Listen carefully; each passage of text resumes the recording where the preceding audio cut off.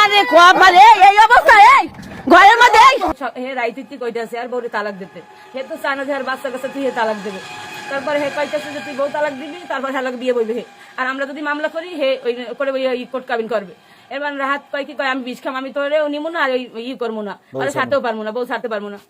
এলে সকাল হইতে ওই ধরে আমাকে পাশের মার ভাবি আছে হাগু ঘরেও যাই কইছে যে বউ তালাক দিতে। সকাল হইতে কইতাছে তো এই সকাল হইতে বিষের বোতল ওই ঘরে।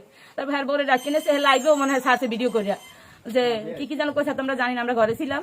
তারপর হ্যাঁ বউ গেছে যাইয়া হ্যাঁ বউ ওরে কইতেছে পাদের মাপ চায়, কয় আমি তোর তো তালাক দিতে কইছি, আমি তালাক দিয়েছি কিন্তু আমার মাফ করে দিস, আমার এই চেহারা তোর দেখতে পারবো না।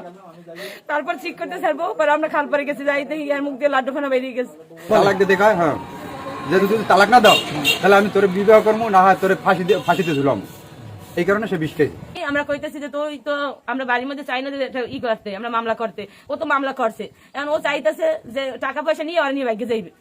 হ্যাঁ পরকীরের সম্পর্ক আছে, এই নিয়ে আমরা গেছে মাসে 17 তারিখ ধরছি রাত্রে, পোলাপেন নিয়ে আমরা ধরছি হারে। তারপর হে স্বীকার করে না, সে আমগো নামে উল্টাবেল মামলা করছে। এই আমার বাসের বলতে 2 বছর, কিন্তু উঠা বসা মানে তার ঘরে যাইতেছি করতে, সেটা তার চাচি হয় সম্পর্কে। তারপর যাইতেছে, আমরা বলতেছি যে চাচির সাথে এত কিসের সম্পর্ক, কিন্তু আমার ভাসুর আমাদের সাথে খারাপ ব্যবহার করে, বউরে মারধর করে, বউরে দেখতে পারে না চাচির প্রেমের কারণে। তারপরে এরকম অনেক আমরা যাই দেখি কি চাচি বাদ বাড়ি দিতেছে, খাইতেছে।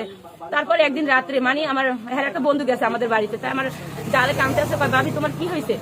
ভাই তুমি তো তোমার ভাই লাগে থাকো, তাহলে আমার একটা উপকার করবা। কয় কি তোমার ভাই কোথায় যায়, আমার একটা রিপোর্টটা দেবা। হ্যাঁ এক জায়গায় বিড়ি টিড়ি খাইছে, খাওয়ার পরে সে দেখতেছে যে যাইতেছে। তারপর তারা ধরছে, আমাদের নিয়েই ধরছে তারা। ধরছে পর সে একটা মামলা বসাইছে, তার নাকি ওই মহিলা বসাইছে মামলা। যে পরক্রিয়া করে পারবেন যার সাথে সে তার কাছে মামলা বসাইছে পর তারপর আমরা বলতেছি যে মানে যখন নিরীহ লোক দিয়েছে, যে ভাইটা ধরছে তাকে নামে মামলা দিছে, তাকে নামে দিয়েছে, রাহাতের নামে দিয়েছে 1 নম্বর আসামি। তাই রাহাতের সাথে তো সে পরক্রিয়ায় যুক্ত এখনো, তার নামে মামলা দিছে। তারপর বলছি কি যে জাগো নামে দিছে, সেই নিরীহ ভাইগুলোর জন্য আমরা তার সাথে রিকোয়েস্ট করছি যা হয়ে গেছে তা তুমি মামলাটা উঠেই ফেলাও। উঠায় না, সে এখনো তার সাথে পরক্রিয়া প্রেম চালাইতে। সে তুমি তো আমার না দাও মামলা, তোমার ফাঁসি হইবে, হাতে কাবিন দিব, ফাঁসি হইবে, ঠিক আছে না তোমার